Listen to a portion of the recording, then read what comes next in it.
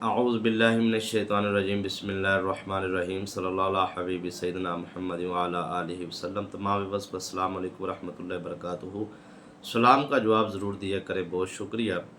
دشمن کی سازشیں اور پلان، شیطانی پلان اگر وہ آپ کے بارے میں کرتا ہے، یعنی کہ آپ کی عزت کو، آپ کی آبرو کو وہ خراب کرنے کی کوشش کرتا ہے، یا دیگر معاملات کے اندر آپ کو پریشان کرنے کی کوشش کرتا ہے، تو ایسے منافق دشمن جو آپ کے ساتھ ہاتھ بھی ملاتے ہیں، گلے بھی ملتے ہیں، اور آپ کے ساتھ کھانا پینا بھی کرتے ہیں، اور آپ کے ساتھ شیطانی حربے بھی استعمال کرتے ہیں، تو ایسے لوگوں کو ان کی شیطانی طاقتوں کو کاٹنے والی تلوار شمشیر سلیمانی کا عمل میں آپ کو دینے جا رہا ہوں۔ انشاءاللہ دشمن آپ کی جان چھوڑ دے گا۔ ایسا عمل ہے جس عمل کی پاور جو ہے وہ اصل میں دعا کا کمال ہے۔ پیچھے والی ویڈیو میں نے کہا تھا، وعدہ کیا تھا کہ میں آگے کسی ویڈیو میں دعا کا طریقہ آپ کو بتاؤں گا۔ تو دعا کا کمال، نسبت کا کمال، یہ بڑی چیزیں ہوتی، بڑی پاورفل، بڑی اہمیت کی حامل ہوتی ہے۔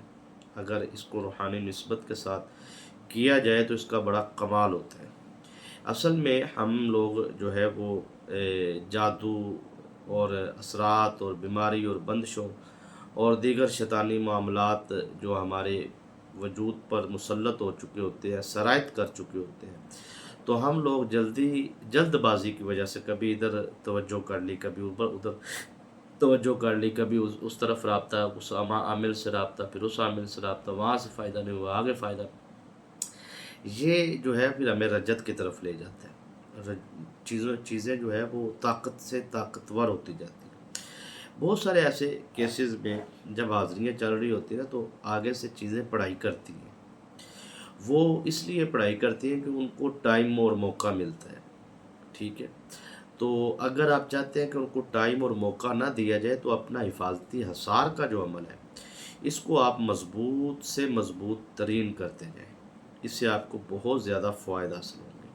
تو بہرحال جو آج کا ہمارا عمل ہے، انشاءاللہ العزیز دشمن آپ کی جان چھوڑ جائے گا، اور کسی قسم کی پریشانی کا سامنا، اور جادو ہے، اثرات ہے، بیماری ہے، بندش ہے، اس طرح کے معاملات ہیں، جسم کی جکڑن وغیرہ، دماغ کی جکڑن وغیرہ، وجود پہ وزن وغیرہ، یا ڈپریشن میں آپ رہتے ہیں، ٹینشن میں رہتے ہیں، احساس کمتری میں رہتے ہیں، دماغی سوچوں میں رہتے ہیں، یہ اس طرح کی شیطانی طاقتیں وجود کے اوپر، آپ کے اوپر وزن، دباؤ بنا کے رکھتی ہیں، حاضری نہیں بھی ہوتی لیکن ویسے دباؤ بنا کے رکھتی ہیں۔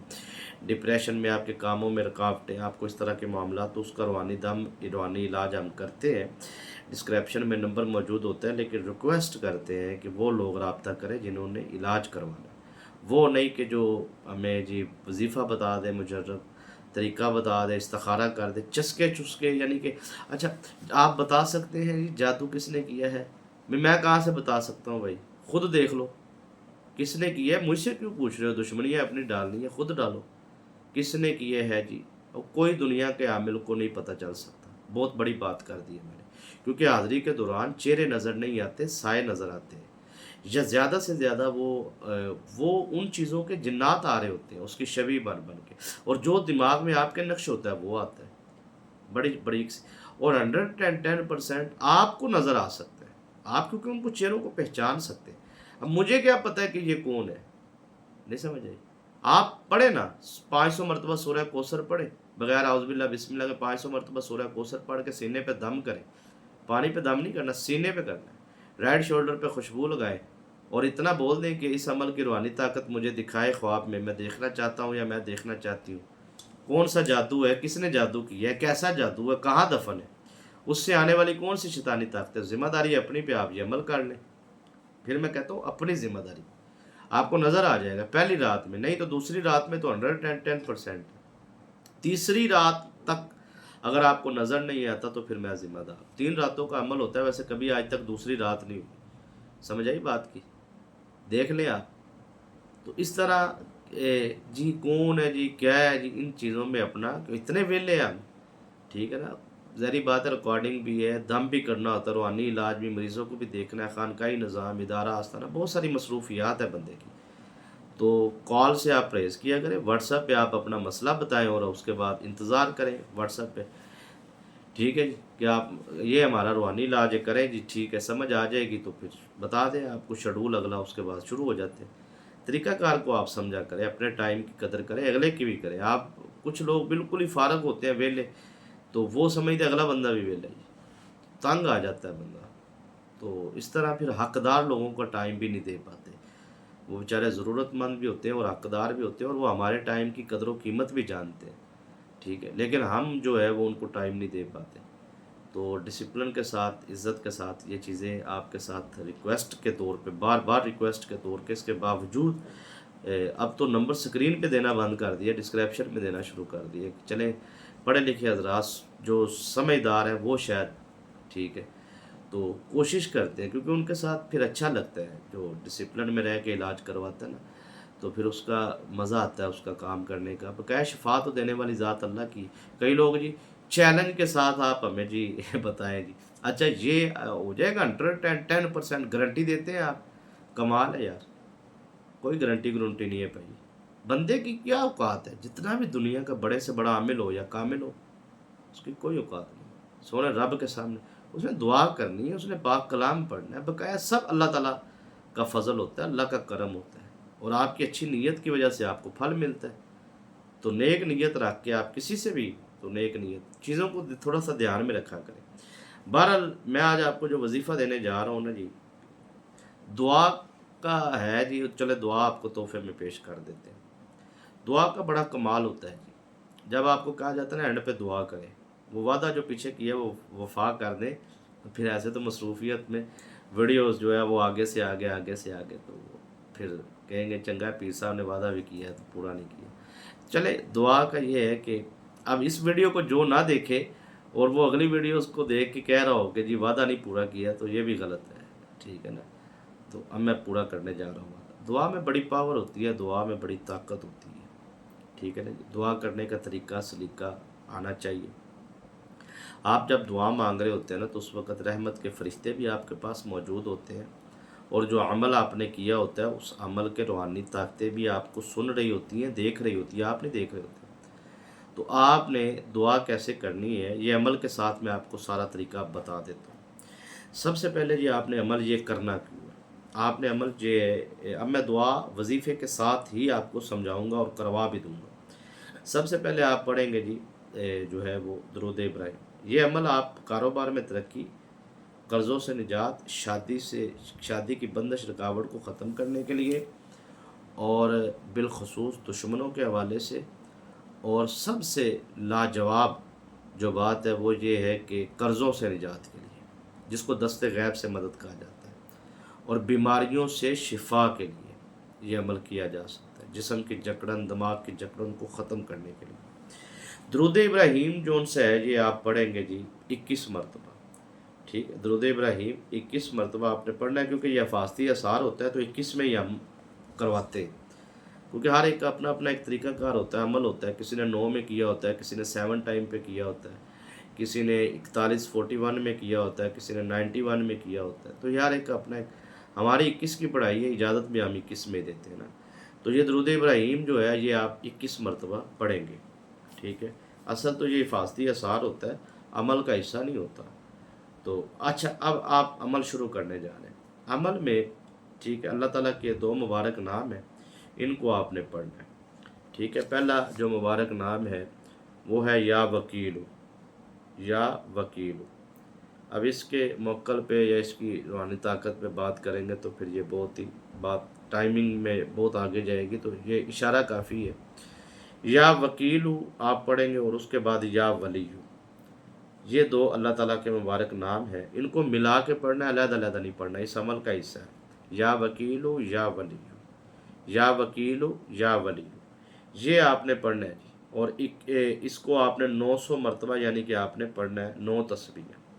اچھا اس کے بعد آپ نے اللہ تعالیٰ کی ایک بہت ہی لاجواب بے مثال سورہ مبارکہ ہے، جس سے رب کو بڑا پیار ہے، نبی پاک کو بڑا پیار ہے، صحابہ کو بڑا پیار ہے، اولیاء اللہ کو بڑا پیار ہے، کیونکہ یہ کہتے ہیں کہ اس سورہ مبارکہ میں دنیا کے تمام معاملات کی کنجی ہے، یعنی کہ بیماریوں سے شفا کے لیے، کاروبار میں ترقی اور کامیابی۔ بچے کو یہ یاد ہوگی سورہ اخلاص، قل هو اللہ احد اللہ الصمد لم یلد ولم یولد ولم یکن لہ کفوا احد، یہ سورہ اخلاص جو ہے یہ آپ نے پڑھنی ہے 41 ٹائم، اخلاص جو ہے اینڈ میں 41 مرتبہ پڑھنے کے بعد آپ نے سینے پہ دم کرنا ہے، سمجھ آ گئی؟ سینے پہ دم کرنا ہے، پانی پہ دم کرنا ہے، چہرے پہ سر پہ مساج کرنا ہے پانی کا، پانی پینا ہے۔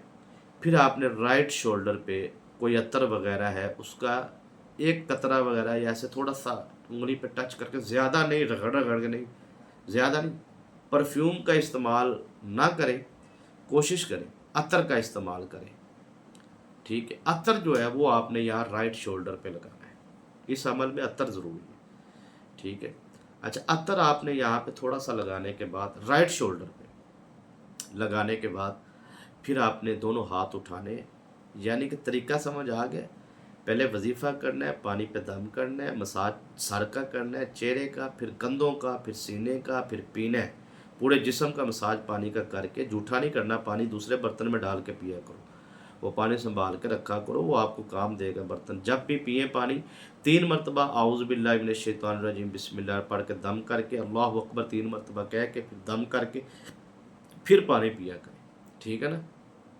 جتنی مرتبہ بھی پینا ہے، ٹھیک ہے؟ 1 گھنٹے بعد، 2 گھنٹے بعد یہ طریقہ استعمال کیا کرے، ورنہ اس پانی میں جو ہے وہ اس کا طاقتی اثار، اگر کوئی بھی چیز کھانے والی کوئی بھی چیز ہے، یہ جو وجود کے اندر جادو جو شیطانی جنات داخل ہوتے ہیں، یہ کھانے والی چیزوں کے ذریعے ہی اندر ہوتے ہیں۔ بہرحال کوئی بھی چیز آپ کھاتے ہیں، کھانا کھاتے ہیں، یہ عمل کی اجازت میں دے دیتا ہوں، آپ کو اجازت ہے تو یہ آپ یہ عمل کر لیا کریں ہر چیز کھانے سے پہلے، 3 مرتبہ اعوذ باللہ من بسم اللہ پڑھ کے، پھر آپ 3 مرتبہ اللہ اکبر کہہ کے پھر آپ دم کریں، ٹھیک ہے؟ اچھا، اس کے بعد آپ نے کیا کرنا ہے؟ پوری پڑھنا ہے جی، اعوذ باللہ من الشیطان الرجیم بسم اللہ الرحمن الرحیم، یہ 1 مرتبہ اس طریقے سے، ٹھیک ہے نا؟ اچھا، اس کے بعد آپ نے دعا کے لیے دونوں ہاتھ اٹھانے عطر لگانے کے بعد، اور آپ نے کہنا ہے کہ مالک و مولا، جو کچھ بھی میں نے پڑھا ہے اس کا ثواب میں تیری اعلیٰ بارگاہ میں پیش کرتا ہوں یا پیش کرتی ہوں، قبول فرما۔ تیرے پیارے نبی پاک صلی اللہ علیہ وآلہ وسلم، خاتم النبیین حضرت محمد مصطفیٰ کریم صلی اللہ علیہ وآلہ وسلم کی بارگاہ میں پیش کرتی ہوں یا پیش کرتا ہوں، قبول فرما۔ اس کے بعد آپ نے اپنی دعا کا سلسلہ شروع کرنا ہے کہ میں نے یہ عمل، یہ عبادت، یہ وظائف، یہ قرآن پاک کی تلاوت اپنے اس مقصد اور حاجت کے لیے کی ہے۔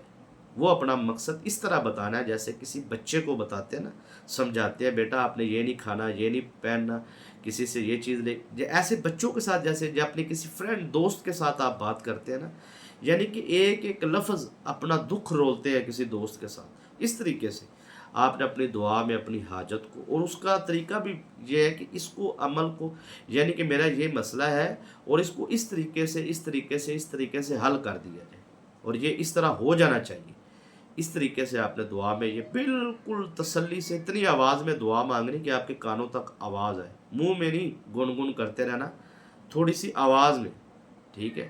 اور اس کے بعد آپ نے آخر میں اللہ کی بارگاہ میں پھر دعا مانگنی کہ اے اللہ مجھے بھی طاقت عطا فرما، اور اس عمل کی روحانی طاقتوں کو بھی طاقت عطا فرما، اور میری حفاظت اور حفاظتی اثار فرما، ٹھیک ہے جی؟ اس کے بعد آپ نے اپنی دعا کو مکمل کرنا ہے، یہی طریقہ کار ہے ہر عمل کے بعد۔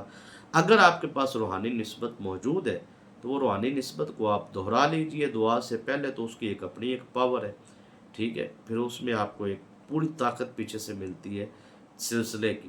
تو اللہ پاک آپ کو کامیاب کرے، اجازت دیجیے، السلام علیکم۔